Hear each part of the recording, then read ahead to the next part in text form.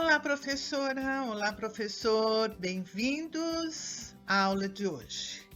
A aula de hoje tem foco nos fatos básicos da adição e da subtração, ou seja, na memorização da tabuada da adição e da subtração, tão essenciais para o letramento matemático, para a alfabetização das crianças.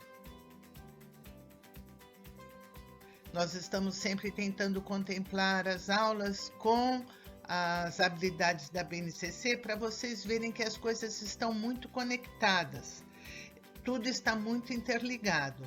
Nessas próximas atividades, nós vamos procurar desenvolver essas duas habilidades. Ensino Fundamental, primeiro ano Matemática, habilidade 06. Construir fatos básicos da adição e utilizá-los em procedimentos de cálculo para resolver problemas. Vai ajudar, inclusive, vocês a fazer uma conexão com os problemas do campo aditivo que nós já vimos anteriormente.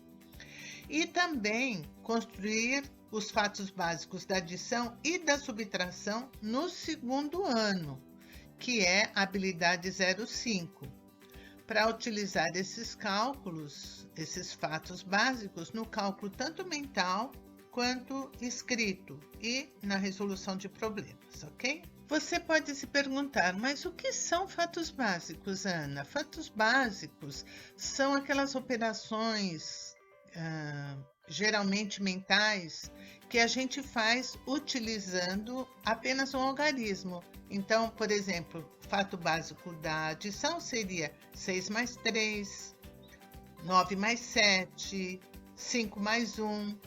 E da subtração, 9 menos 5, 8 menos 7, 6 menos 3. Ana, mas como é que a gente pode fazer isso? Quais são as opções que a gente tem? Pois bem, vocês viram que a gente analisou aqueles problemas do campo aditivo, estudou os problemas do campo aditivo. Você pode começar com os problemas. Vamos propor problemas bem simples, de apenas um algarismo em cada número. E vamos trabalhando essas ideias com as crianças desde o primeiro ano, até no pré-escolar você consegue fazer isso.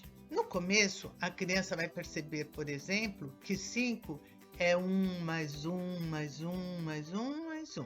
Mas depois, ela vai perceber que o 5 é 4 mais 1, que o 5 é 3 mais 2.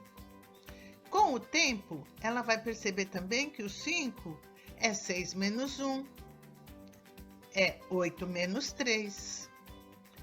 E as crianças devem ir fazendo os registros gradativamente na linguagem matemática dessas operações, para elas perceberem que a vida está conectada, a vida cotidiana está conectada com a vida escolar. E que a vida escolar ajuda a criança a enfrentar as situações do cotidiano, certo? E a matemática faz parte disso. A matemática vem como um instrumento para ajudar a criança a viver na sociedade. Então, por exemplo, quando a criança faz uma atividade lúdica com tampinhas, fazendo 4 mais 3 igual a 7, é importante que ela perceba que essa brincadeira, essa atividade lúdica, manipulando os objetos, etc., ela tem uma conexão com a vida escolar e que isso deve ser registrado ou pela sentença matemática na horizontal ou pela continha armada na vertical. Assim, a criança vai construindo a linguagem matemática. Isso vai sendo feito gradativamente. Eu gosto muito de trabalhar com quadro aditivo. Então, quando as crianças estiverem fazendo as operações, sugira para as crianças colocarem os resultados dessas operações no quadro aditivo. E isso vai gerar um recurso, a criação de um recurso matemático. Não será um quadro apresentado pelo professor, mas um quadro organizado pelos próprios alunos. No início, eles constroem as adições com soma até 20 e aos poucos vão completando o quadro. Ao final do primeiro ano, eles já devem ter completado as somas até 99 ou até 100. Depende, se o quadro começa com 1, vai até 100. Se começa com 0, vai até 99. Mas se você não coloca o 0, você corta a possibilidade de explorar o 0 quando a subtração resulta em 0. Por exemplo, 7 menos 7 igual a 0. As crianças poderão criar uma identidade com esse material construído, uma cumplicidade, uma significação para os números que vão estar lá presentes, porque eles vão refletir as operações realizadas por eles. É um exercício simples, é um recurso simples, na verdade, mas de muita riqueza conceitual. O quadro aditivo pode ser mais interessante do que construir aquelas famosas tabuadas, apesar de elas também terem seu valor. Observe que a última soma dessa tabuada azul tem erro, tá? Aqui fica um alerta para quando você copiar coisas da internet. Além do quadro aditivo, tem um outro recurso que está sendo muito usado, a reta numérica. Sim, desde o primeiro ano já estão utilizando a reta numérica. Em 2014, o G1 trouxe uma reportagem sobre educação e como a matemática era ensinada a crianças do Brasil com uma metodologia de Harvard. Pela metodologia de Harvard, a base das aulas é a reta numérica. As crianças são instigadas a responder as questões no quadro. Aqui vemos as crianças contando de 1 em 1, a menina, e de 2 em 2, o menino. Mas na habilidade do ensino fundamental, primeiro ano, matemática, habilidade 5, já é um desafio ajudar as crianças a compararem números naturais de até 2 ordens em situações cotidianas, com ou sem suporte da reta numérica. Você pode criar um exercício desses com seus alunos, desde o primeiro ano. Interessante ver as marcas à esquerda do 0 na reta, escrito como nada. Mas na reta numérica, por exemplo, você pode explorar os fatos básicos da adição e da subtração. Você pode, por exemplo, na reta numérica, mostrar para as crianças que 5 mais 4 é igual a 9 e que 9 menos 4 é igual a 5. São atividades que a gente consegue explorar muito bem na reta numérica. Tem muitos jogos que a gente pode fazer com as crianças para trabalhar adição e subtração, memorizar os fatos básicos. O dominó é um deles. Aqui você pode ver o dominó da adição e da subtração, uma outra opção de jogo para memorizar os fatos básicos. Basta utilizar operações com números de um algarismo em cada parcela. Esse, por exemplo, que você está vendo, é um dominó de madeira, industrializado, mas ele pode ser confeccionado em papel cartão ou em material emborrachado. Uma outra brincadeira possível é o quadrado mágico. Quem descobre por que ele é mágico? Sim, um quadrado é mágico quando somando os números que aparecem na horizontal, na vertical ou na diagonal, o resultado da soma é sempre o mesmo. Bom, aí você teria que explicar para as crianças o que é horizontal, o que é vertical e o que é diagonal, né? Mas eu pergunto, os 2 quadrados são quadrados mágicos? Nas escolas municipais, daqui do Rio de Janeiro, costumava ter o jogo Sempre 12. É uma caixa de madeira e com 72 peças, com os numerais de 0 a 6, em quantidades diversas. E aparece uma plataforma dividida em 4 partes. O objetivo do jogo é fazer no total de 12, com 4 peças. No exemplo que você está observando, temos que 6 mais 4 é igual a 10 e 10 mais 1 mais 1 é igual a 12. A professora Silene, ela gravou alguns jogos diferentes desses que já estão aqui apresentados. O objetivo desses jogos também é a memorização dos fatos básicos da adição e da subtração. Um Um deles é bem para a fase inicial da alfabetização, ainda no pré-escolar, quando essas crianças estão aprendendo a fazer somas até 10. Ela começa com um jogo que, apesar de não ser aquele tradicional jogo da memória, ele é chamado memória de 7. E faz algumas variações, dando alguns outros exemplos, como memória de 5, memória de 9, memória de 10. Isso sugere que o professor pode escolher a soma que ele quiser e pedir para as crianças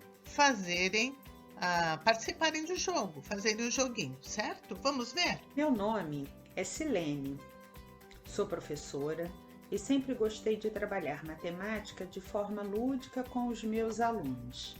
Assim, vou compartilhar com vocês jogos e atividades que fazem sucesso entre os estudantes dos anos iniciais do ensino fundamental. Há uma série de vantagens que podem ser enumeradas ao trabalhar com jogos, e hoje eu destaco que os jogos podem auxiliar na fixação de conceitos já aprendidos. Para exemplificar, eu vou começar por este jogo, Memória de 7. Ele é bem interessante para a fixação das formas aditivas do 7 e o material é simples. Você vai precisar apenas das cartas de um baralho.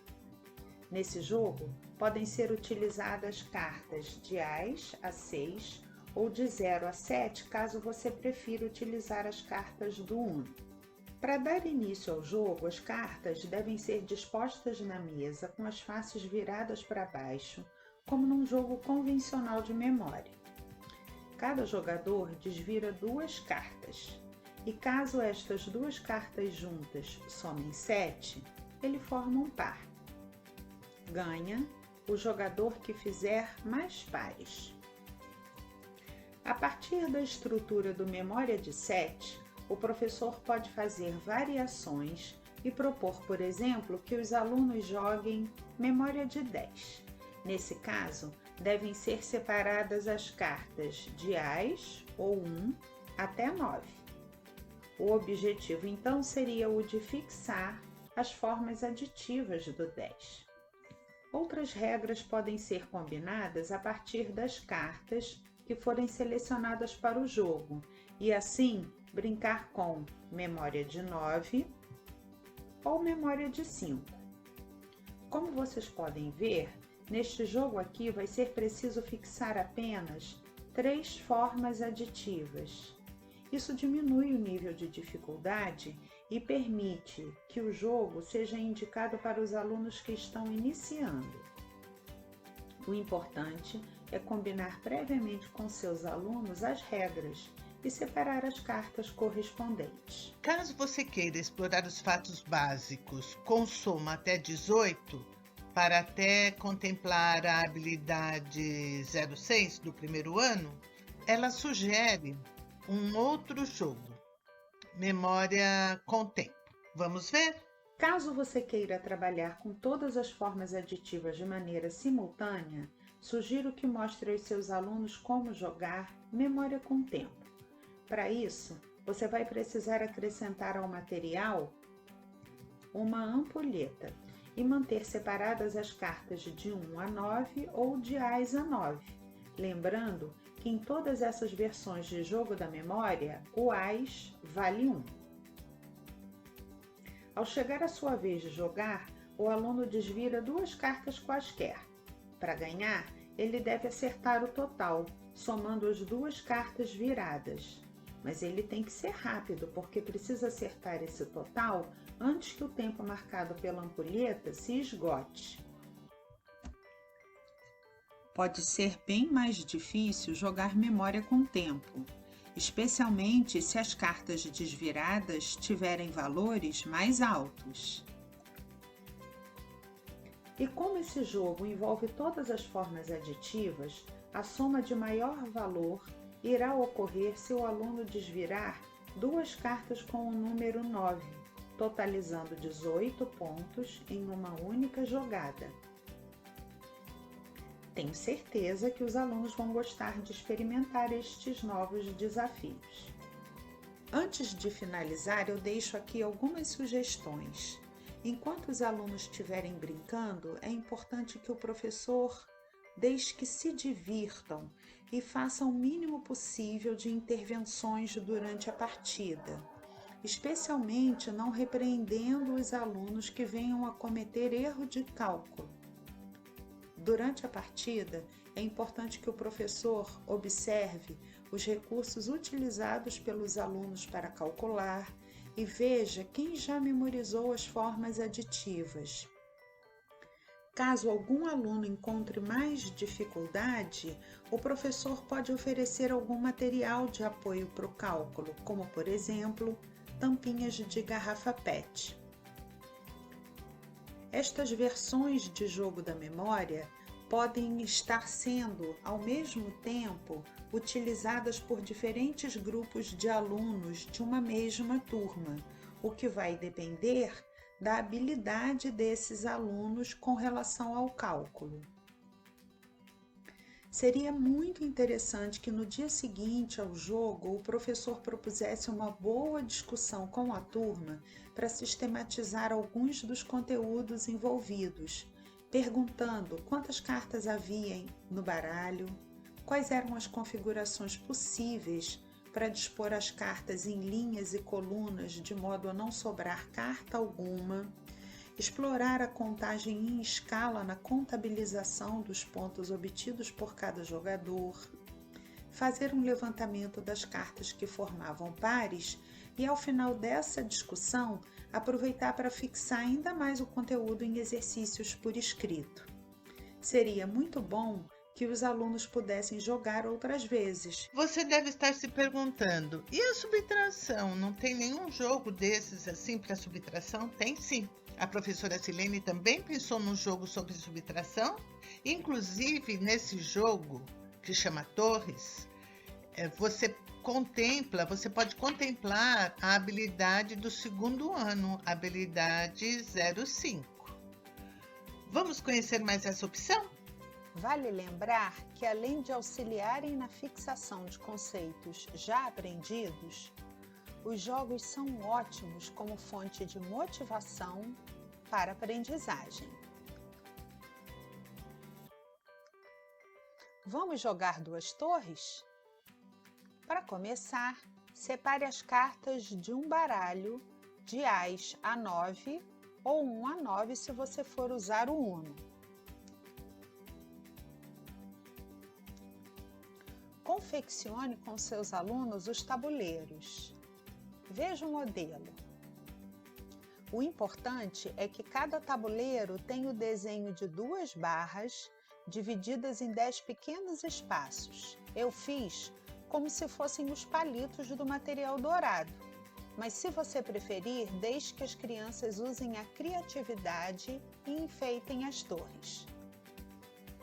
Vamos precisar também de cubinhos ou pedaços de EVA.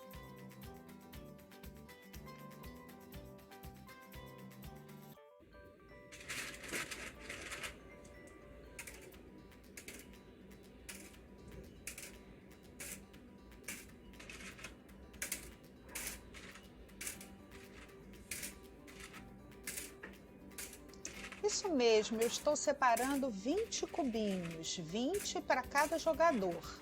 Mas se algum de seus alunos não souber contar até 20, tudo bem. Ele pode separar 10 e em seguida mais 10. Cartas viradas para baixo, 20 cubinhos e um tabuleiro para cada jogador. Pronto? O primeiro jogador desvira 2 cartas. Posiciona as cartas uma ao lado da outra e pega um cubinho para começar a preencher suas torres.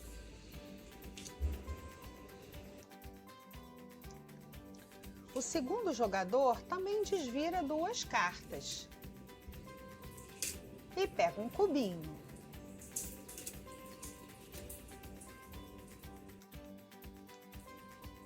Vamos observar um pouco mais? De novo, 2 cartas são viradas, mas dessa vez o jogador pegou 8 cubinhos. que mudou? E agora, o outro jogador desvira 2 cartas e pega 3 cubinhos. Você já descobriu a regra? Se você pensou em subtração, acertou. A carta de menor valor deve sempre ser subtraída.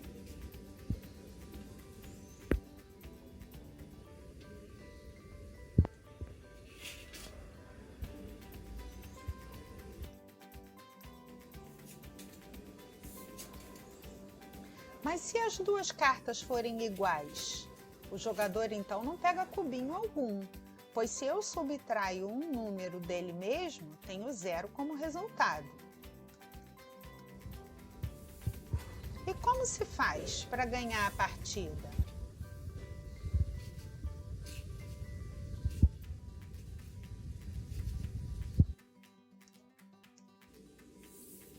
Ganha aquele que primeiro consegue completar as 2 torres. Ops, ainda não foi dessa vez. Para encerrar o jogo, é preciso encontrar cartas que, subtraindo a de menor valor, o jogador encontre como resultado exatamente a quantidade de cubinhos que lhe resta. Caso você queira jogar com seus alunos propondo algumas variações, você pode selecionar as cartas de 1 a 5 e, nesse caso, o tabuleiro teria apenas uma torre. Mas se você quiser aumentar o tempo de jogo, o seu aluno pode confeccionar um tabuleiro com 3 torres. A carta com o número 0 pode ser incluída. E ao longo do jogo, cabe ao professor observar os recursos utilizados pelos alunos para calcular e, mais uma vez, disponibilizar material caso algum aluno tenha dificuldade nos cálculos de subtração. Para deixar um desafio para essa aula, que tal aplicar um desses jogos com os seus alunos? Ou então criar um jogo diferente, uma variação desses que foram apresentados, ou até um novo sobre a memorização dos fatos básicos. Se você fizer isso, tente registrar de alguma forma, ou escrevendo, ou gravando um vídeo, ou fazendo um PowerPoint, e vamos ver se a gente consegue discutir essas possibilidades. Pode apresentar para a sua turma, com os seus pares. Vamos ver se a gente consegue discutir essas novas possibilidades de ensino da matemática mais prazerosa, envolvendo ludicidade, que é uma coisa tão característica das crianças dos anos iniciais, certo? Pois bem, pessoal, então é isso. Até a próxima aula e bons estudos para todos nós, ok?